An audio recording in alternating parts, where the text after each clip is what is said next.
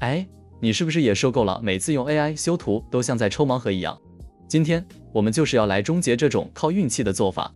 我们要谈的是怎么用 JSON 这个东西来精准控制 AI 影像。我们的目标很简单，不再只是修图而已，而是要从影像最底层的 DNA 开始，让你100%掌握每一个你想改的细节。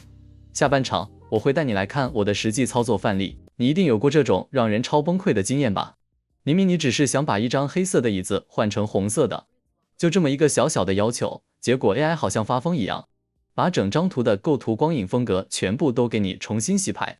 哎，好好的图就这样毁了，对不对？没错，这种改一个地方毁掉所有东西的失控感，就是我们今天要聊的第一个重点，其实就是这个东西 JSON。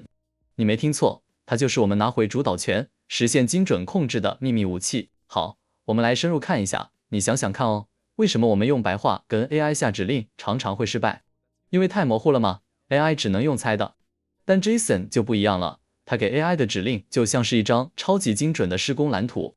我们可以把不想动的地方，也就是影像的其他 DNA 通通动起来，然后只修改我们指定的那一个部分，保证其他地方原汁原味，分毫不差。所以说穿了，这背后的核心逻辑就是解构。这已经不只是在修图了，这根本就像是在对影像做生物解剖一样。AI 会把一张图彻底拆开，告诉你，哎，这里有一张沙发，它是什么材质？那边有一扇窗，光是从哪里来的？把所有东西都变成清清楚楚可以编辑的资料。好，原理我们大概懂了，那接下来重头戏来了，怎么样去编辑这个所谓的影像 DNA？ 其实整个流程简单到不行，真的就2步而已。第一步把 DNA 抽出来，第2步动手编辑基因。就这样，我们一个个来看。第一步，提取影像 DNA。 这步超简单，你只要把图丢给 AI， 然后跟他说一句话，就说，哎，帮我分析这张图，把所有你看得到的东西全部变成 JSON 格式给我。就这么简单。这一步的目的就是要让 AI 先真正看懂你的图。 OK， 拿到那一大串 JSON 码字以后，就进到第2步了，就是进行基因编辑。你不要被那堆程式码吓到，它其实就像在玩一个萝卜一个坑的游戏。你只要找到你要改的地方，比如说这里写着某沙发的颜色是黑色，你就把黑色删掉，改成红色。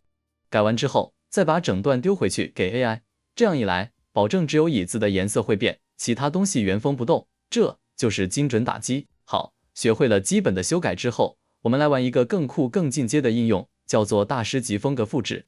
假设你在网络上看到一张照片，哇，那个光影，那个色调真的超美，超有感觉，你就可以用刚刚那一招，让 AI 去解剖那张照片的风格。它会把摄影师的光是怎么打的，构图是怎么安排的，色调是怎么调的，所有秘密全部变成一组 JSON 资料。哎，这可不是抄袭哦，这是在复制一种视觉氛围。然后呢，你就可以把这组风格 DNA 直接套用到你自己的照片上。想象一下，你随手拍了一张生活照或是一个产品照，拍一下，瞬间就有了那种专业摄影棚拍出来的高级感，是不是超赞？ OK， 学到这里，你应该已经觉得功力大增了吧？那我们接下来就来实际操作一下。比如说我们要这一张相片，它的拍照氛围还有它的相片风格也套用到其他的人物上，那我们就可以在 Gemini 这里上传这张图片。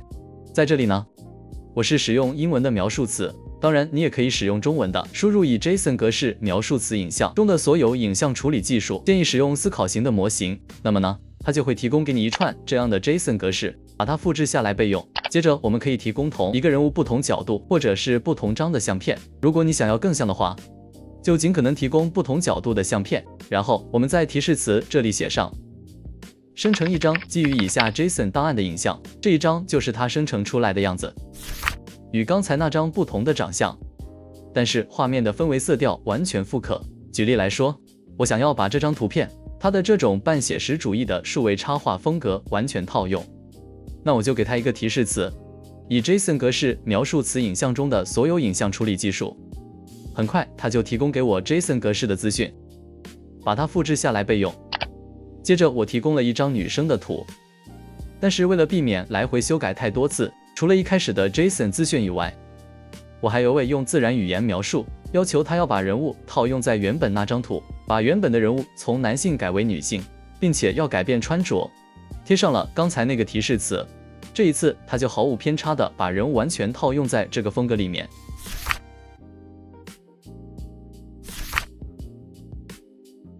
说到去浮水印，我们可以用电脑里 Windows 内建的小画家，圈选图片右下角的浮水印，然后点击橡皮擦图示，等候几秒，浮水印就能去除咯。